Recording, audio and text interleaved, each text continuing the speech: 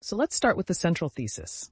Harriot argues that American history is typically told from a Eurocentric perspective, sidelining the voices of Black Americans. He calls it a sugar-coated legend. Exactly. And he's not just throwing shade. He backs it up with meticulous research from primary sources. One of my favorite lines from the book is, "For too long, we have refused to acknowledge that American history is white history." It's a bold statement. Bold, but oh so true. And he even points out that the myth of the spontaneous teleportation of enslaved people is just a ridiculous way of glossing over a brutal history. Right? I mean, it's like saying they just decided to pop into existence on American soil. Harriot highlights how narratives have been constructed by white men, and that's problematic for obvious reasons. One of the examples he shares is the story of Black people who were in America before 1619.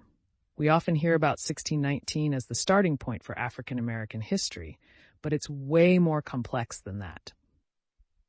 Totally. He gives us these historical figures, like the enslaved Black man who was a major player in the early colonies, but we rarely learn about them. It's like they were erased from the narrative.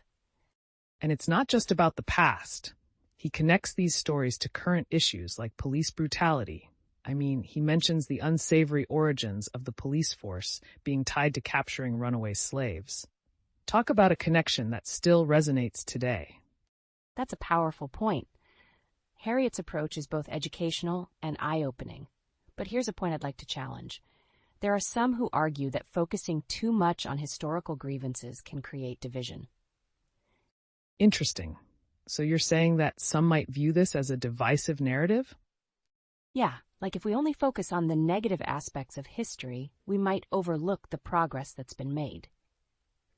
I see your point, but I think Harriot is about context. It's not just about dwelling on the past, it's about recognizing it to move forward. True.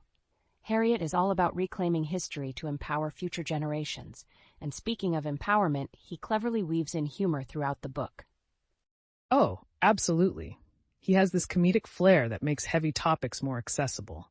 Who knew history could be this funny? Exactly. It's like watching a stand-up special that just happens to be educational. And let's not forget how he ties in pop culture references. For example, he compares historical figures to modern-day celebrities to illustrate their significance. It's like saying, if George Washington were alive today, he'd be the Elon Musk of his time. That's a wild analogy, but it works. It helps us visualize the importance of these figures in a way that's relatable to us.